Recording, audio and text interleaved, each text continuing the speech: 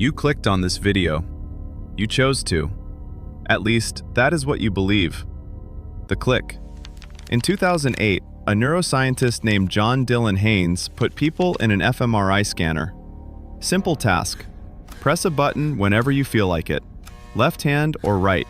Your choice. He watched their brains. The decision appeared in the motor cortex 7 seconds before the subject knew they had made it. 7 seconds. You think you decided to click. Your brain decided for you. About 300 milliseconds before you noticed. This is not a metaphor. This is a measurement. The button. You are watching a channel about execution methods, cave diving deaths, and parasitic brain surgery. Nobody is forcing you. You are not studying for a test.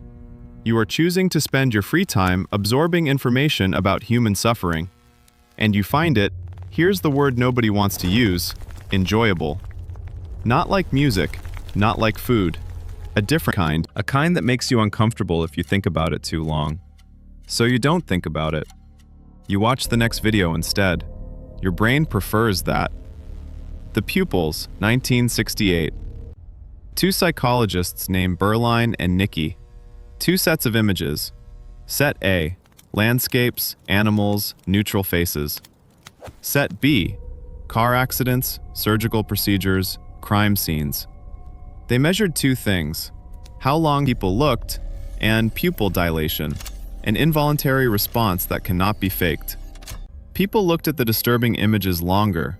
Their pupils dilated more. Then came the question, which set would you like to see again? They chose set A, the pleasant one. They said they preferred it. Their eyes had already told the truth. Your brain has a structure called the periaqueductal gray. It sits in your midbrain. It evaluates threats. When you encounter something dangerous, it fires before your cortex finishes processing. It does not ask permission. It does not wait for you to decide. It fires, and you look. This is why you slow down at car accidents. You don't want to look. Your periaqueductal gray doesn't care what you want. 50 million years of evolution overriding your preferences. Every single time. The masochism. But threat detection doesn't explain why you're still here. Looking at a car crash takes 2 seconds. You've been watching for 5 minutes. Something else is running. 2013. Paul Rozin. He coined a term, benign masochism. Humans are the only animals that deliberately seek out negative experiences they know are safe. Roller coasters, horror movies, hot sauce, true crime. The key word is benign. Your brain recognizes the threat is not real. You are on your couch, not in a cave. The gap between the fear response and the knowledge of safety produces pleasure, not despite the discomfort, because of it. Rozin tested this across cultures. He found 29 categories of benign masochism: spicy food, disgusting humor, sad music, scary movies, extreme sports, and, listed specifically, morbid curiosity about death and suffering. Same mechanism in all cases. Fear fires, safety registers. The dissonance releases dopamine. Not a lot, but enough to keep you here. The Scale, 2018. Colton Scribner, Aarhus University, Denmark. He built the Morbid Curiosity Scale, a standardized test. 4 domains: dangerous people, paranormal danger, body violation, minds of dangerous people. He found it is normally distributed. Most people score in the middle. Very few score 0. Very few score maximum. It is not pathological. It is a trait. Like extroversion. Like openness. He also found something else. People who score higher on morbid curiosity know more about threats, predators, diseases, natural disasters, human violence. Not from school. From scrolling. Their brains compelled them to absorb it. The theory: morbid curiosity is an evolved information gathering system. The humans who watched the lion attack on someone else survived the next one. Your ancestors watched. The ones who looked away didn't become ancestors. You are descended from the ones who couldn't stop watching.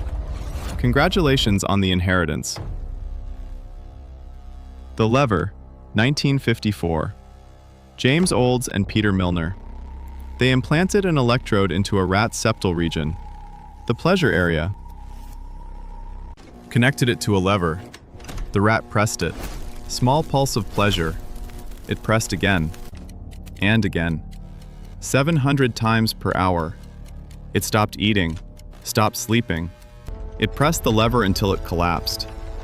When food was placed directly in front of it, the rat pressed the lever instead. It chose stimulation over survival. You are not a rat. You have a prefrontal cortex. You can close this video right now. You probably won't. Not because you're weak, because the system works. Your periaqueductal ray detects the threat cue in the thumbnail. Your dopamine system rewards the safety gap. Your morbid curiosity trait compels information gathering. Your benign masochism circuitry generates pleasure from the dissonance. 4 systems, all running, all below conscious access. You are not choosing. You are being operated. The machine. Mr. Grimm is not judging you. Mr. Grimm is describing the machine. The uncomfortable answer is this. You are not watching because the content is interesting. You are watching because your brain classified it as survival relevant and rewarded you for consuming it. The content is the trigger. The reward is endogenous. It comes from inside your own neurochemistry. This video did not create the craving. Your brain did. This video is just the lever. And here you are, still pressing it. Your brain can be hacked by curiosity. It has been for as long as you've been clicking. But governments figured that out decades ago.